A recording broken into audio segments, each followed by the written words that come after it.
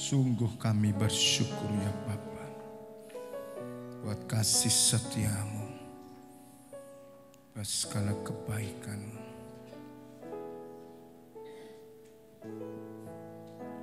buat kemuliaanmu yang kau nyatakan.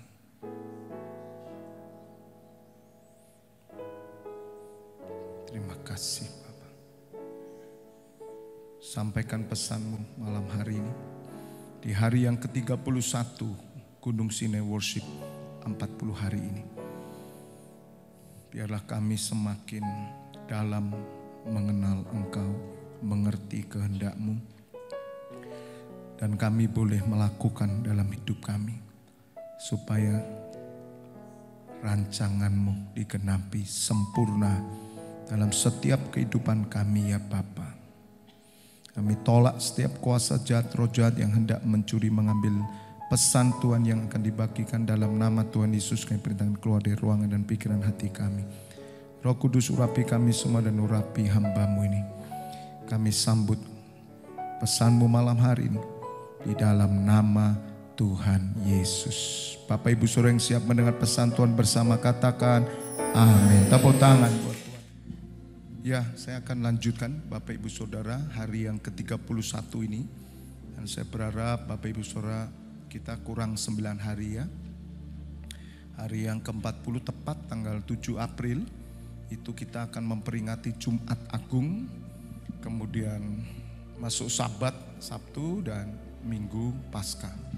Saya memberikan tema besar untuk Jumat Agung adalah tinggal di hadirat Tuhan.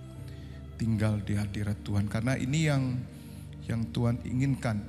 Hasil dari Gunung Sinai Worship 40 hari, saudara mengerti bagaimana indahnya hadirat Tuhan.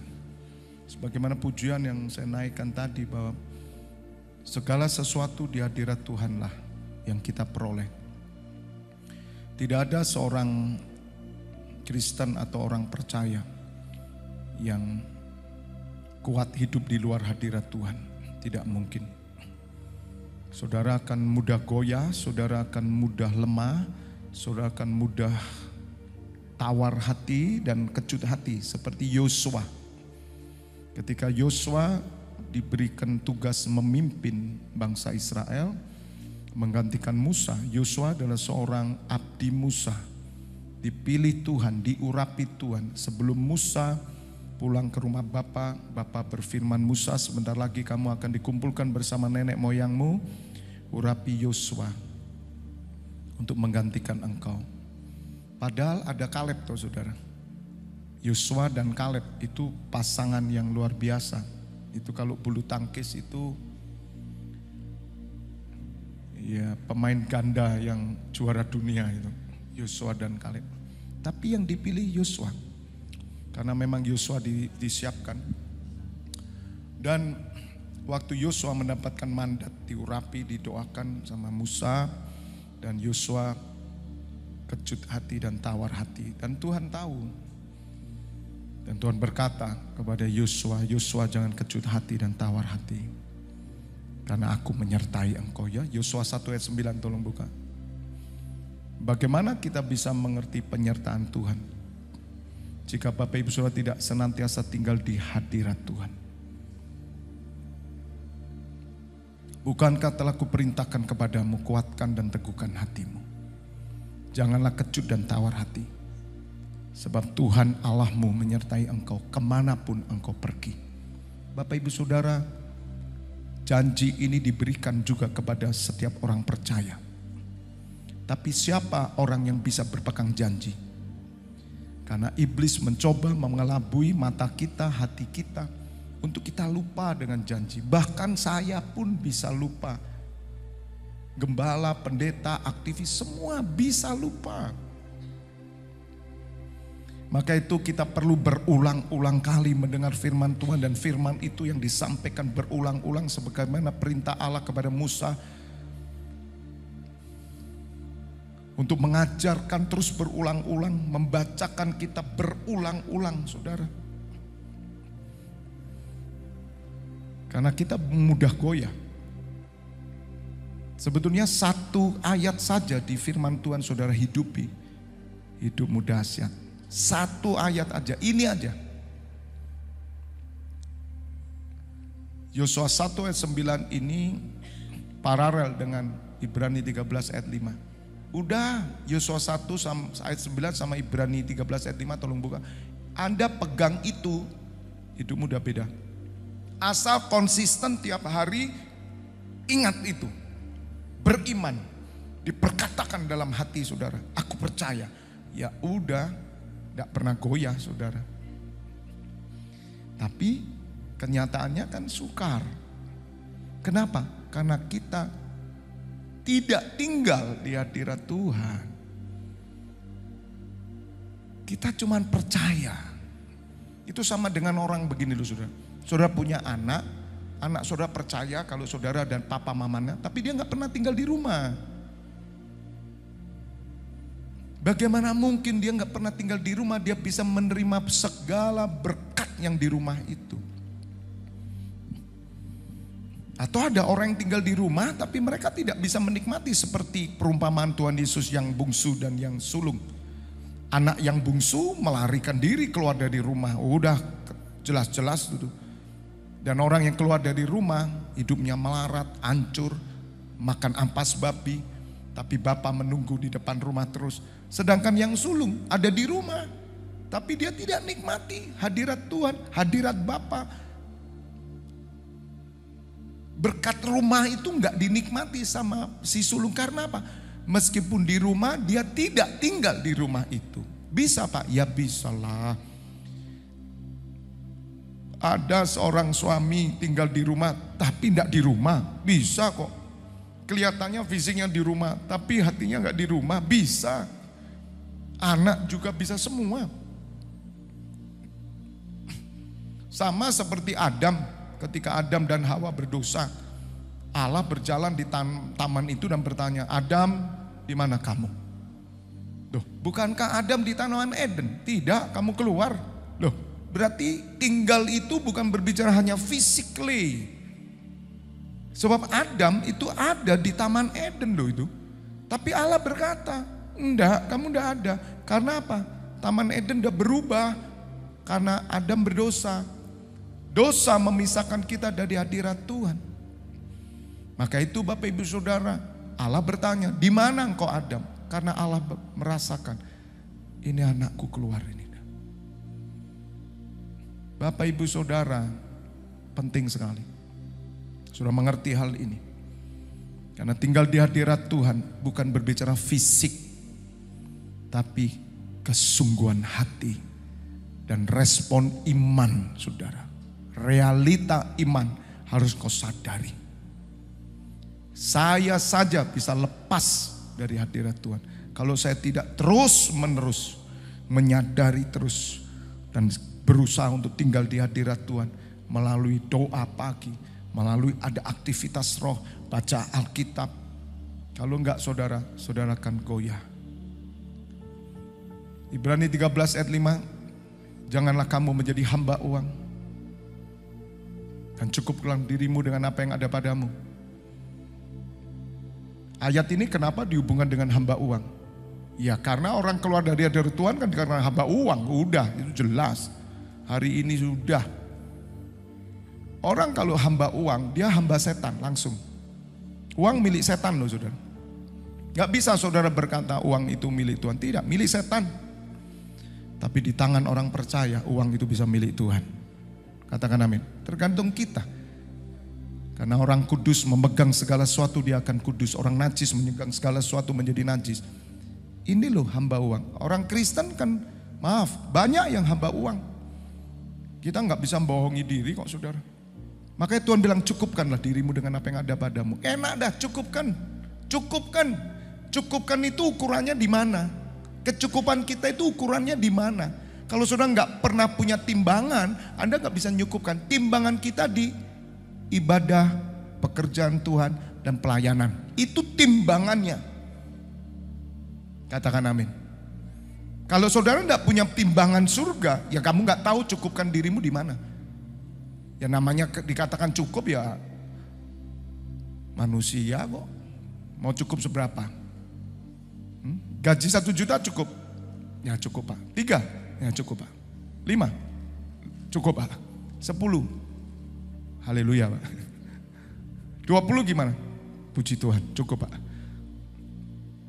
Manusia ada cukup enggak? Enggak ada. Harus ada timbangannya. Kalau saya tidak ditimbang pada pelayanan, saya akan lari saudara. Udah keluar negeri saya pasti di sana. Mengeruk harta sebanyak-banyaknya. Tapi begitu saya berjumpa dengan Tuhan Yesus, enggak bisa. Makanya dikatakan karena Allah telah berfirman, aku sekali-kali tidak akan membiarkan engkau. Loh. Dan aku sekali-kali tidak akan meninggalkan engkau.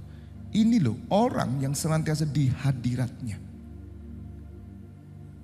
Nah ayat Yosua 1 ayat 9 dan Ibrani 13 ayat 5. Pegang ayat ini. Hidup saudara beda. Sebab firman itu selain menjadi hakim bagi kita, firman itu menjadi pelindung, penjamin, pemelihara. Bahkan kuasa firman akan bekerja terus bagi orang yang percaya. Katakan amin. Gak usah banyak-banyak dah yang saudara hafal. Ini aja, itu kerja saudara. Ya puji Tuhan Pak, berarti Pak Fibi suruh saya baca 2 ayat saja tiap hari. Luar biasa. Bukan begitulah. Baca firman, karena hati Tuhan ada di Alkitab. Kalau saya tidak pernah baca Alkitab saudara, saya tidak akan pernah bisa mengerti hati Tuhan. Hati Tuhan tidak bisa diimajinasi. Apalagi dalam penyembahan saudara bisa tahu hati Tuhan. Kalau engkau nggak baca firman, engkau nggak tahu hati Tuhan.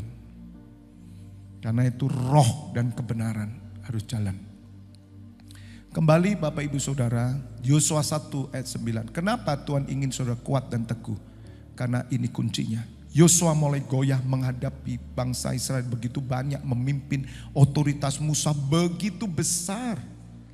Ya kejutlah.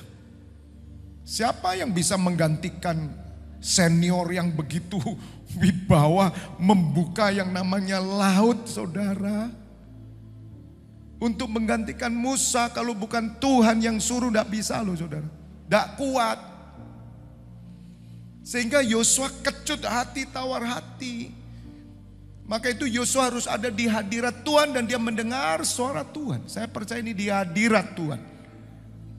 Dan Tuhan berkata, aku menyertai engkau kemanapun engkau pergi. Ayat 10. Lalu Yosua memberi perintah kepada pengatur-pengatur pasukan bangsa itu, katanya, perhatikan ayat 11. Jalanilah seluruh perkemahan dan perintahkanlah kepada bangsa itu demikian. Sediakanlah bekalmu sebab dalam 3 hari kamu akan menyeberangi sungai Yordan ini. Untuk pergi menduduki negeri yang akan diberikan Tuhan Allahmu kepadamu untuk diduduki. Kenapa Yosua berani memberi perintah? Karena janjinya, aku menyertai engkau. Amin. Ayat 12. Kepada orang Ruben, kepada orang Gad, dan kepada suku Manasye yang setengah itu berkata Yosua, oh sebentar saya lihat dulu supaya saya bisa lompat.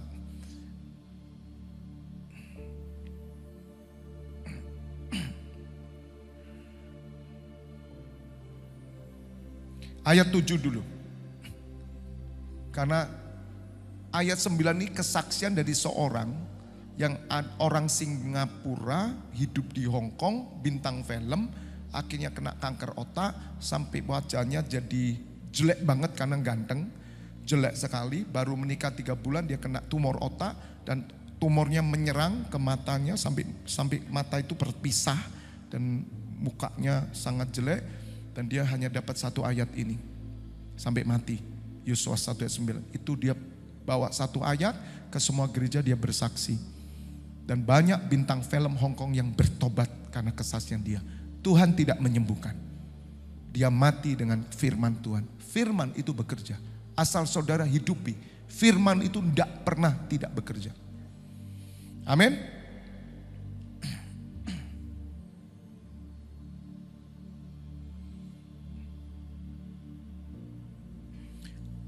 Ayat 7. Hanya kuatkan dan teguhkanlah hatimu dengan sungguh-sungguh, bertindaklah hati-hati sesuai dengan seluruh hukum yang telah diperintahkan kepadamu oleh hambaku Musa. Jangan menyimpang ke kanan atau ke kiri supaya engkau beruntung kemanapun engkau pergi.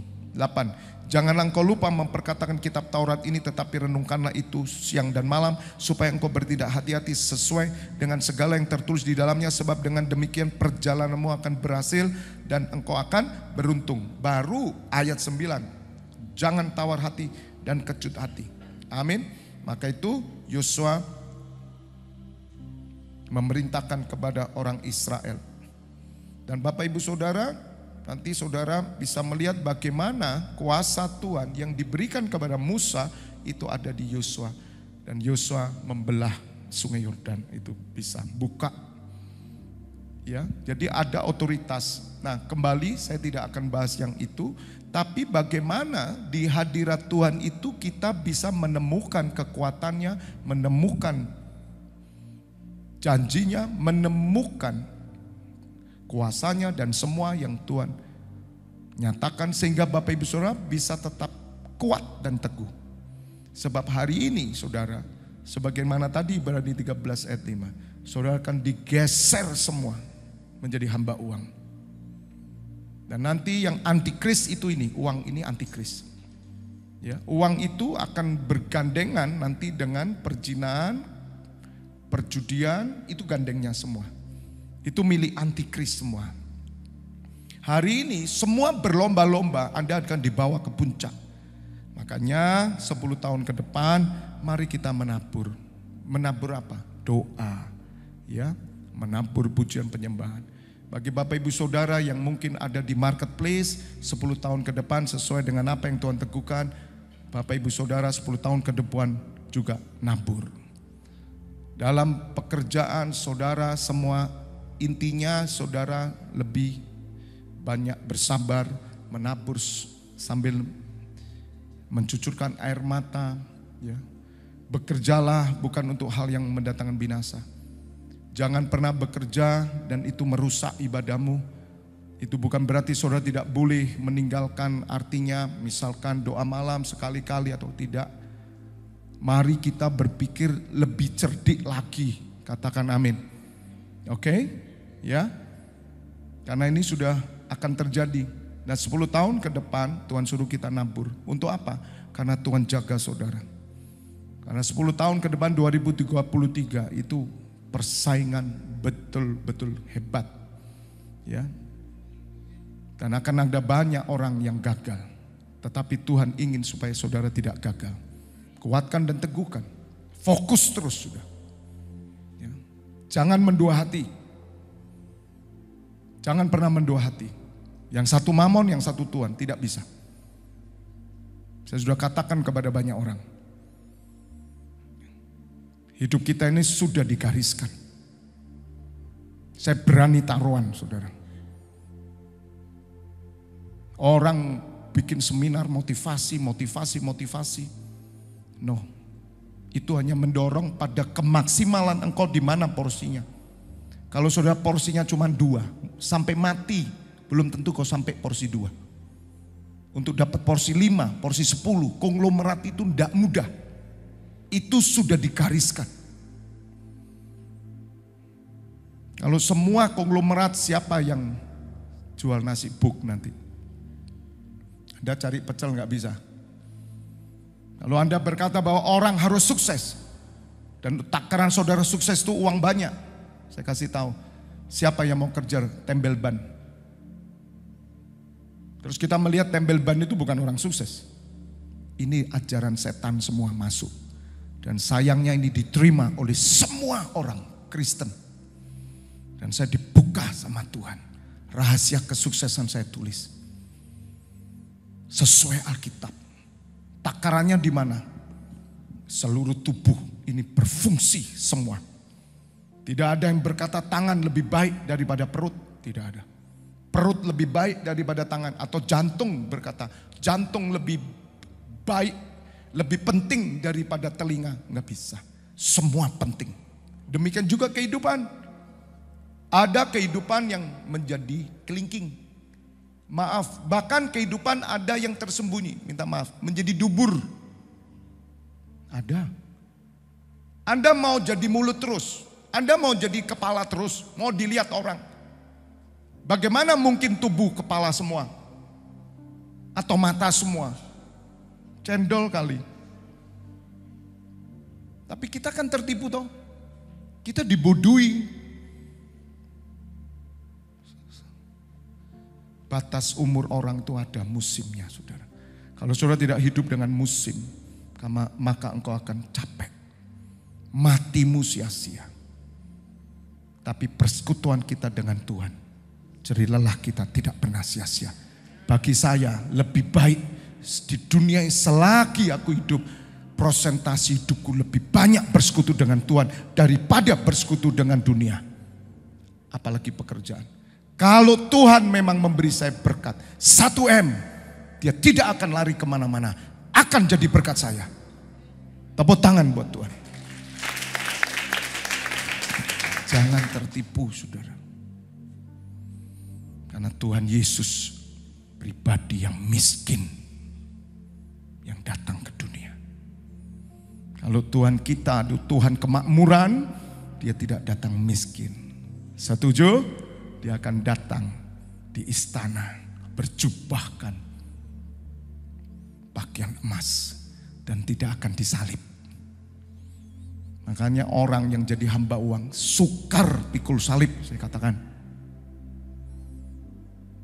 Tapi orang yang jadi hamba Tuhan, dia akan pikul salib setiap hari.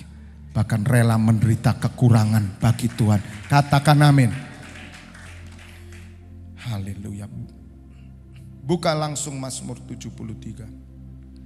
Bapak Ibu Saudara, saya berharap apa yang saya sampaikan jangan main-main. Sebab firman itulah yang akan menjamin dan akan menghakimi kita. Bapak Ibu Saudara, ini satu pergumulan dan pengharapan ketika saya menyembah di sini kuat sekali. Tinggal dalam hadirat Tuhan itu luar biasa. Mazmur Asaf, sesungguhnya Allah itu baik bagi mereka yang tulus hatinya, bagi mereka yang bersih hatinya. Katakan amin. Tulus dan bersih. Jadi Allah itu baik bagi orang yang tulus dan bersih hatinya. Kalau hati kita kotor, Allah tidak baik bagimu. Bagaimana orang bisa berkata God is good all the time. All the time God is good. Hanya orang yang tulus hati dan baik. Ayat 2. Tetapi aku sedikit lagi maka kakiku terpleset, nyaris aku tergelincir. Ini pemazmur, saudara. Nyaris dia terpleset. Sebab aku cemburu kepada pembual-pembual. Kalau aku melihat kemujuran orang-orang fasik. Tadi pagi saya katakan, hati-hati, jangan mudah terpengaruh. Ada ilalang, ada gandum. Ingat. Ya. Jangan terpengaruh. Siapa ilalang? Ilalang ini orang yang tidak peduli agama, tidak peduli gereja, tidak peduli pelayanan, tidak peduli apa-apa. Saudara, hidupnya tambah enak, tambah diberkati, tidak sakit, gemuk, sehat. Maka saya katakan tadi pagi, kalau kamu orang Kristen, kamu tidak peduli agama, kamu tidak peduli pelayanan, hidupmu makmur, hati-hati. Karena Tuhan tidak peduli sama kamu. Tapi kalau Tuhan peduli, kamu dihajar pasti. Katakan amin. Ada ayatnya. Ilalang. Tuhan bilang apa? Biarkan tumbuh. Pikir saudara, hari ini Tuhan itu akan melakukan sesuatu bagi orang-orang yang pembual, orang fasik, orang mujur, saudara. Gak ibadah, gak jujur, duitnya akeh tambahan. Masih bersama saya? Nyata enggak ini? Betul enggak? Kita ngomong orang Kristen aja. Kita yang tiap hari doa, persoalan banyak kita ini. Ya toh? Mereka enggak pernah ibadah, tertawa-tertawa, minggu kita jerit-jerit. Di sana ngafe-ngafe, saudara. Terus kita kan mulai tergelincir, itu yang dialami pemazmur.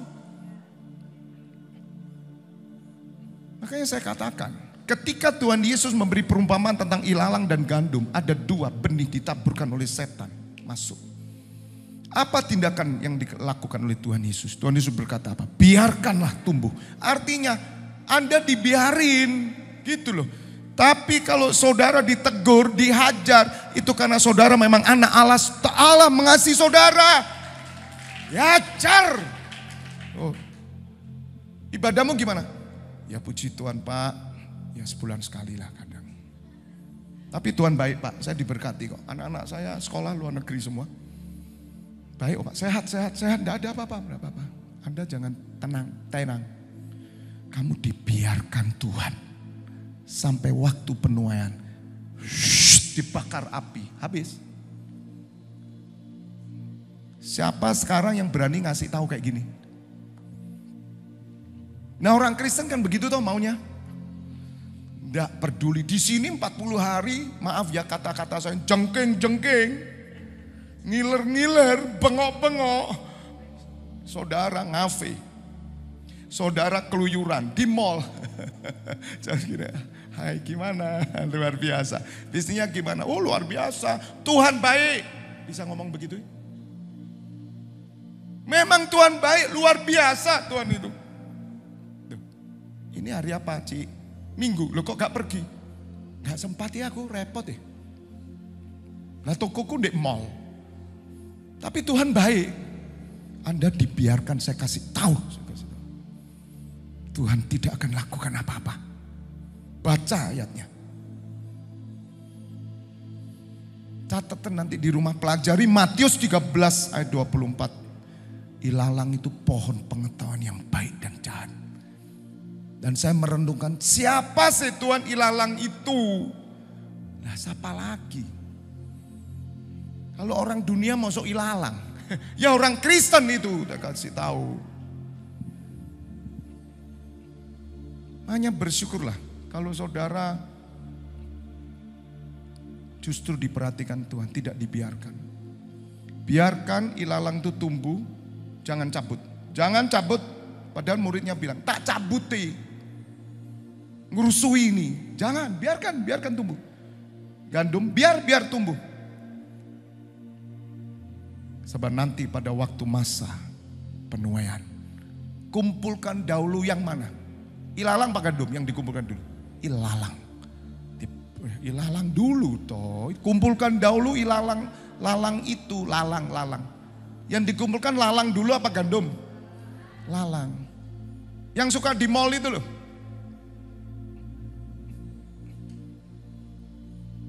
Bukan enggak boleh ke mall. Tapi Anda enggak tahu waktu. Dan saudara anehnya berkatmu banyak gitu loh. Berkatmu banyak. Jangan pikir hari ini kamu gak ke gereja, kamu tidak diberkati. Jangan pikir begitu. Buktikan. Ayo buktikan. Kita coba ayo kalau mau. Boleh kita ambil contoh 2. Siapa mau jadi pelinci percobaan? 2. Saya kasih. Tapi saya cover saudara. Saya doakan. Kita lihat 2. Jangan ke gereja. Jangan peduli dengan gereja. Jangan berdoa. Lakukan bisnis terus. Tak jamin berkatmu tambah ganda. Ayo kita buktikan. Tapi saya pesan kalau Tuhan tidak datang lo ya. Atau kecelakaan menimpa kamu mati ya gak tahu. Tiba-tiba heart attack ya gak ngerti tahu. Tapi sebelum itu mari kita buktikan. 1 bulan saja atau 2 bulan. Kamu mau minta berapa? Kalau 1 tahun amblas kamu janganlah. Gitu loh. Ayo kita tantang. Karena orang Kristen banyak yang saksi. Gak pernah peduli agama, saksi di atas mimbar. Tuhan baik. Gimana baik? Kamu dibiarkan. Ini baca sendiri di rumah. Nanti Tuhan Yesus bilang, biarkan. Lah kata biarkan itu loh, Roh Kudus ajarin saya.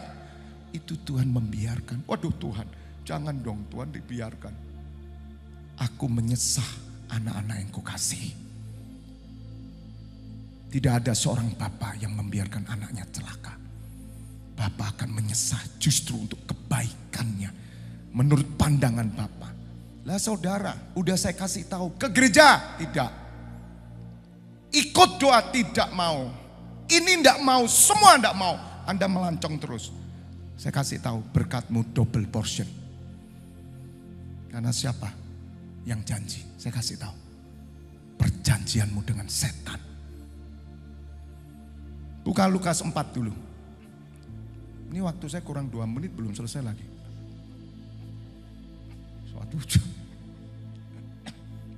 Tak tunjukin dia. Supaya saudara ngerti pentingnya hadirat Tuhan. Gitu loh. Jangan noleh kanan kiri. Ini kan kita noleh toh. Noleh ku iri-iri saudara. Saudara mesti pegel gitu. Aduh ya apa sih Tuhan. Nah itu hampir tergelincir. Maka itu saya jelaskan dulu ini. Di hari ini Tuhan tidak mau Anda tergelincir. Ini pendoa-pendoa yang sama saya. Gak usah tergelincir ya. Jangan terus saudara mencap-mencap. Oh, gak doa. Gak usah, biarkan. Katakan amin. Mulai sekarang kita biarkan. Amin. Karena Tuhan Yesus juga membiarkan. Diingatkan 1 kali, 2 kali, biarkan. Nanti waktu tua yang datang kita akan melihat kemuliaan kita dinyatakan oleh Tuhan Yesus. Bukan benci loh, bukan benci loh.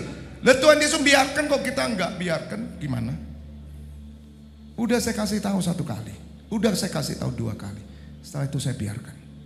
Makanya HP saya sekarang enggak ada izin toh. Enggak usah izin sama saya, tak biarin sekarang. Kapok lu. Emang gue pikirin. Wong Tuhan saya biarin kok, saya enak nulungi Tuhan. Tidak mau, saya ikut di belakangnya Tuhan Yesus.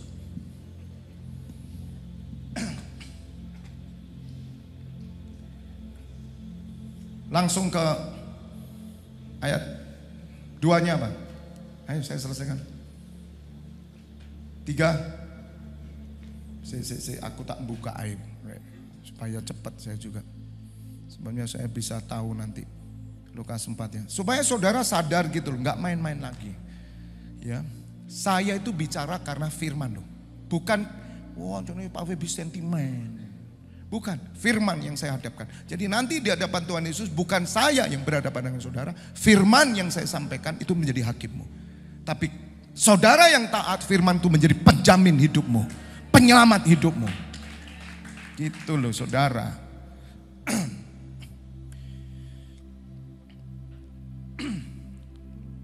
Ayat 5.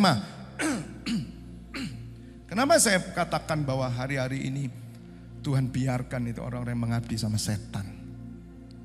Di mana setan? Kuburan. Setan kuburan gak ada apa-apanya saudara. Setan itu di duit, saya kasih tahu.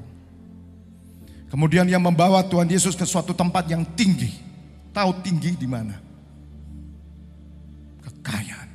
Dan dalam sekejap mata yang memperlihat kepada semua kerajaan dunia. Kerajaan dunia saudara, ini kan yang dikejar. Motivator-motivator ngomongnya kan gini, orang dipaksa naik ke kerajaan dunia. Gila apa saya pikir.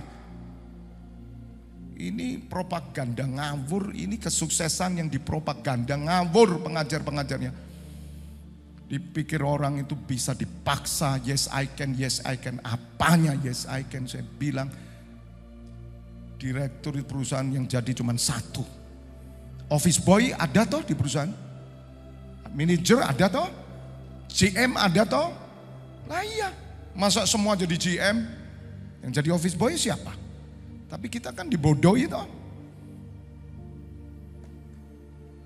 Ayat 6. Kata iblis kepadanya, segala kuasa itu serta kemuliaannya. Dengar. Untuk mendapatkan uang Anda butuh kuasa. Dan kuasanya itu dari setan. Kok bisa? Ketamakan. Kamu tidak tahu waktu sudah. Itu setan. Saya dulu hidup di sana. Segala kuasa itu. Serta kemuliaannya. Ada kemuliaan? Ada saudara. Ada kemuliaan. Kalau saudara mau mendapatkan, lakukan firmannya setan ini. Lakukan, kamu akan tinggi nanti. Sebab semuanya itu telah diserahkan kepadaku. Lihat saudara. Segala kuasa itu serta kemuliaan akan kuberikan kepadamu. Besar itu kepada Tuhan Yesus. Loh Tuhan Yesus ditantang. Loh Tuhan Yesus itu loh ditantang. Apalagi kita. Loh kalau saudara ketemu setan ditunjukkan kerajaan dunia. Ngeblak saudara. Ikut. Kalau kamu tidak biasa di hadirat Tuhan, katut. Tahu katut? Orang Jakarta masalah. Katut itu ikut terseret. Dan orang Kristen menyalutnya dengan Tuhan gitu loh masalahnya. Oh, terima kasih ya. Berkat Tuhan luar biasa loh Pak. Luar biasa. Pak, sejak saya ikut Tuhan Yesus memang dahsyat Pak. Terus ibadahnya Bapak gimana? Ya itu yang sulit Pak saya. Jelas dari mana itu? Setan Pak Tuhan. Setan Pak Tuhan. Berkatnya dari setan Pak Tuhan. Nah iya gitu loh Bu, Pak. Dikasih, sebab semuanya itu telah diserahkan kepadaku dan aku memberikannya kepada siapa saja yang kuda. Makanya Tuhan Yesus bilang biarin, sebab dia ikut setan, biarin. Ini orang Kristen gak pernah di hadirat Tuhan. Dan hari ini gereja ngajarkan minta maaf, you mesti sukses. Siapa yang ngajarin mesti sukses? Dalam Tuhan Yesus saya sudah sukses kok. Meskipun pentilnya sepeda aja gak punya. Tahu pentil? Tahu pentil? Pentil itu kalau ban itu ada, judul ban dalam itu ada pentilnya. Pentilnya aja nggak punya, apalagi sepedanya. Punya sepeda aja sudah luar biasa. Tolong ayatnya jangan dilain. Jadi jikalau engkau apa saudara? Menyembah. Tahu kata menyembah? Berbakti. Sekarang timbang dulu dong. Kita berbakti sama siapa? Aku mau tanya. Dibiarkan, saya kasih tahu ya. Dibiarkan sama Tuhan Yesus. Tidak akan diapa-apakan. Hari ini saudara saya kasih tahu. You nggak usah ke gereja. You nggak usah pelayanan. You nggak usah doa. Berkatmu double. Yang itu terjadi. Kenapa? Karena penguasamu setan. Dan Tuhan lihat, jika engkau menyembah aku seluruhnya itu akan menjadi milikmu. Loh, ini benar loh saudara. Tuhan Yesus ditawari, dikasih loh itu. Ayat 8. Tapi Tuhan Yesus berkata kepadanya, ada tertulis, engkau harus apa? Menyembah Tuhan Allahmu. Dan hanya kepada dia sajalah engkau apa? Berbakti. Tahu berbakti? Belum tahu. Pernah ikut kerja bakti enggak? Nah itu loh kayak berbakti. Kamu sudah berbakti. Nah setan itu masuk pengajaran di dalam gereja. Yang berbakti itu pastor, pendeta.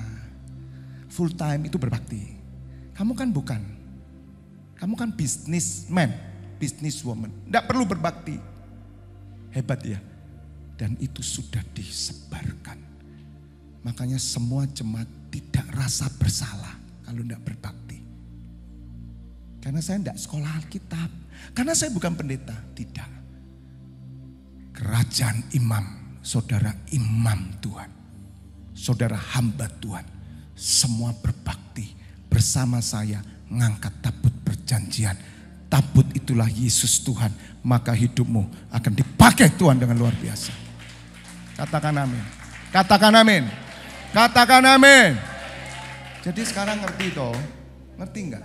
Berbakti ngerti. Coba renungkan kata berbakti, saya kasih waktu 1 bulan.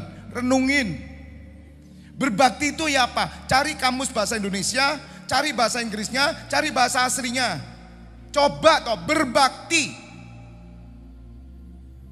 Berbakti dengan orang tua, berbakti dengan bangsa, berbakti dengan Tuhan gimana? Berbakti dengan bangsa itu gimana? Berbakti dengan orang tua bagaimana? Berbakti. Berbakti itu mempersembahkan hidup, memelihara, melakukan sesuatu. Ini Tuhan loh Pak, Bu. Terus gimana Pak? Ya kamu bekerjalah tapi jangan sampai kamu tidak berbakti dong. Nah tapi kerjaan saya narik saya, ya tutupen lah wes mari sih. Duh Bapak enak, ini kredit banyak, salahmu kamu kredit. Saya kan sudah bilang, kenapa takut? Milih dong, cerdik dong. Cerdik untuk Tuhan itu harganya mahal. Katakan amin. Sampai besok ketemu lagi. Kami bersyukur ya Bapa. Biar kami diajar tinggal di hadirat Tuhan, ngerti, berbakti, dan kami bukanlah menjadi orang yang hamba duit. Dan hidup kami tergelincir, jatuh, kami goyah. Karena kami tidak percaya bahwa Allah menyertai kami. Firman-Mu ini mendegukan kami. Bahwa di dalam Tuhan Yesus kami harus benar-benar menjadi gandum-gandum Tuhan, bukan ilalang. Dan biarlah setiap telinga yang mendengar malam hari ini, mereka boleh mengubah hidup mereka. Dan mereka mau menjadi orang-orang yang hidup dalam hadirat Tuhan. Terima kasih ya Bapak. Besok kembali kami datang tempat ini untuk kami masuk hari ke-32 Gunung Sinai Worship 40 hari. Imam-imam yang bertugas malam hari ini di 24 pintu gerbang surga, Engkau memberkati, mengurapi ya Tuhan. Saat ini Bapak Ibu Saudara buka kedua tangan-Mu, terimalah pengurapan minyak dan anggur persetujuan dan tubuh dan darah putranya Yesus Kristus yang menyucikan dan menyembuhkan. Dan terimalah berkat kehidupan di dalam nama Bapa, Putra, dan Roh Kudus. Yang sudah menerima berkat bersama saya katakan, amin. God bless you all. Amin.